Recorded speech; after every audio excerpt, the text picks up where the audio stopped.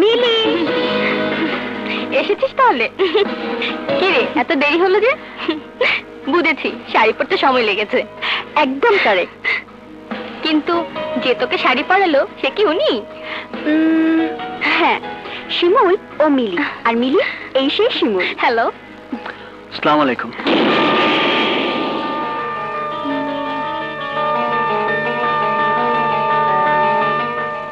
আপনাকে কোথায় যেন দেখেছি। না ম্যাডাম, আপনি হয়তো অন্য কারোর সাথে আমাকে মিলিয়ে ফেলেছেন।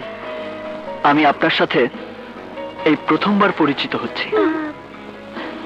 মিলি, তোর হাতে যে আংটি পরাবে তাকে তো দেখছি না।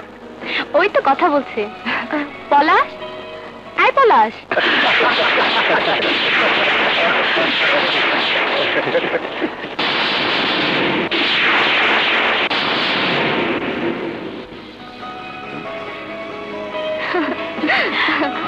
ও সাথী, আমার বান্ধবী, শহরের কোটিপতিদের একজন। আর উনি মিস্টার শিমুল, সাথী বিজনেস পার্টনার। আর সাথী, this is my choice. Hello. Hello. এনগেজমেন্টে আপনার বাবা মা আসেননি?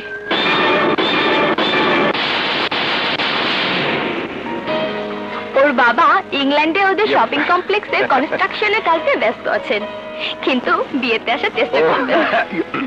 Well, very good.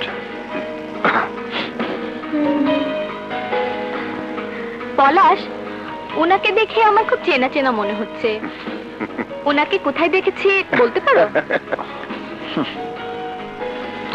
মনে করার বৃথা চেষ্টা করে কি লাভ মিস মিলি?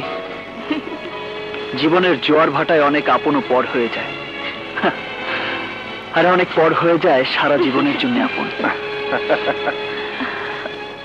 মিলি, পলাশ, এদিকে এসো। এসো। আর সাথে লেডিজ অ্যান্ড জেন্টলম্যান, আজ আমি আমার মেয়ে মিলির সাথে লন্ডন নিবাসী বিখ্যাত ব্যবসায়ী রমিজ হাসানের ছেলে পলাশ হাসানের এনগেজমেন্ট ঘোষণা করছি।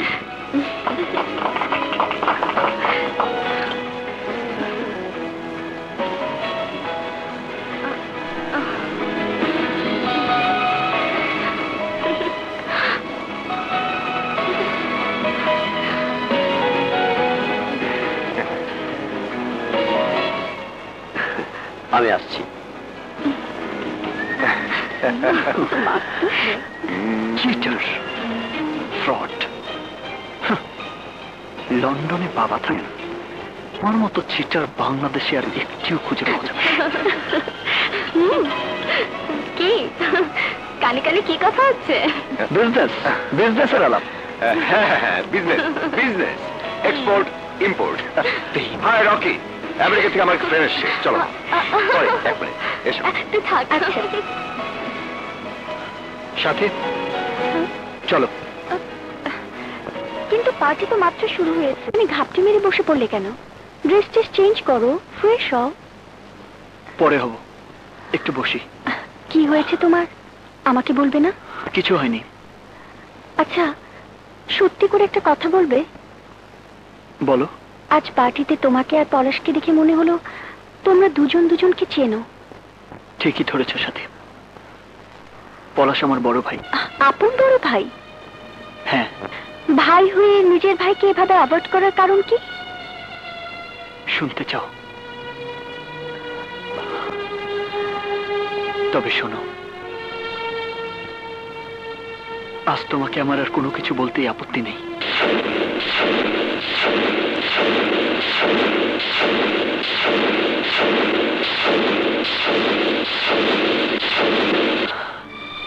তাই ভাই হয়েও সে আমাকে ভাই বলে স্বীকার করতে নারাজ। কারণ কারণ বৃত্তের মোহ তাকে অন্ধ বানিয়ে দিয়েছে, আর আমাকে বানিয়েছে চোর। দুঃখ করো না শিমুল, অপরাধ তোমার নয়। অপরাধ যদি কেউ করে থাকে তাহলে সে তোমার ভাই করেছে। বাবা মাকে কষ্ট দিয়ে দুনিয়াতে কেউ সুখ করতে পারে না শিমুল। তুমি দেখে নিও, পলাশের শাস্তি একদিন হবে। কিন্তু তাই বলে তুমিও তো তোমার মা বাবার উপর সুবিচার করছো না। কি বলছো সাথে? এতদিন হয়ে গেল গ্রাম ছেড়ে এসেছো, একটিবারও কি তোমার বাবা মায়ের খোঁজ নিয়েছো? সন্তান হিসেবে কি তাদের দেখাশোনার দায়িত্ব তোমার নয়? কিন্তু কিন্তু তা কি করে সম্ভব? আমি যদি গ্রামে যাই তাহলে গ্রামবাসী আমার বাবা মাকে গ্রাম থেকে বের করে দেবে, তাদের কষ্ট দেবে, কটু কথা বলবে। আমি সন্তান হয়ে সেই কষ্ট কিভাবে সহ্য করব? আমি কালই তোমার গ্রামে গিয়ে তোমার বাবা মাকে আমার সাথে নিয়ে আসবো।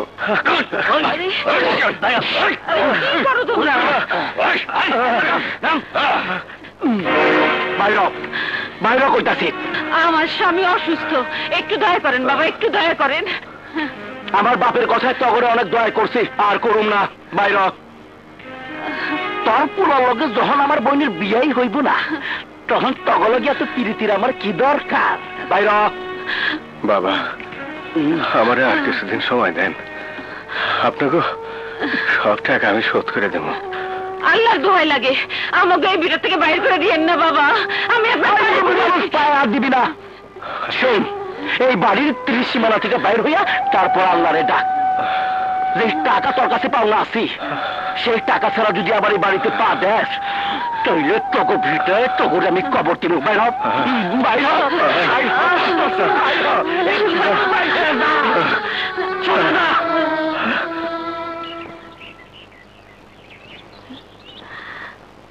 খালাম্মা, খালুজান, খালাম্মা, আপনারা কোথায় যাচ্ছেন? দুলু যোদ্ধারা আমাকে আর বাপ দাদা ভিটাতে থাকতে দিল না রে মা, তাই আমরা গ্রাম ছেড়ে শহরে চলে যেতেছি। গ্রাম ছেড়ে চলে যাচ্ছেন? কিন্তু যাবেন কোথায়? শহরে যাবো মা, পলাশের কাছে। বাকি জীবনটা পলাশের কাছেই কাটাই দেব। পলাশ ভাই ঠিকানা জানেন? এত বড় শহরে পলাশ ভাইকে খুঁজে পাবেন কিভাবে? ওর হোস্টেলে ঠিকানা আছে, সোজা হোস্টেলে যাবো। চলুন, আমি আপনাদের বাসে তুলে দেই। চলুন। চল মা।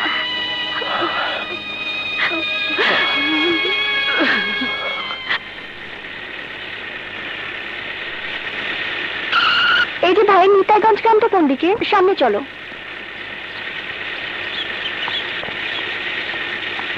ড্রাইভার, সামনে একটু রাখো তো। এই যে থামো থামো। এই যে ভাই, শিমুলের বাড়িটা কোথায়? চোরের বাড়ির ঠিকানা পুলিশের কাছে জিজ্ঞান, আমার কাছে কি? শিমুলের বাড়ির ঠিকানা বের করি কি করে? ড্রাইভার চলো তো সামনে।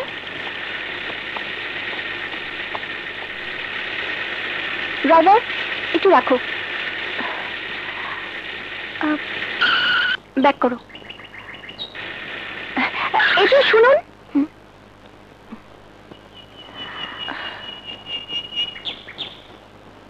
জি বলুন। শিমুলের কথা জিজ্ঞেস করলে তো নাও বলতে পারে। কি বলবেন যেন? না মানে পলাশদের বাড়ি কোনটা বলতে পারেন? পলাশদের বাড়ি? আপনি কি? পলাশের পরিচিত।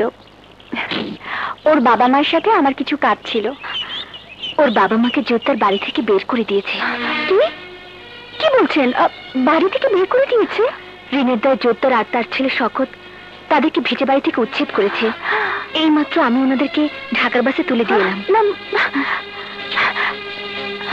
ড্রাইভার, ড্রাইভার শিগগির চলো।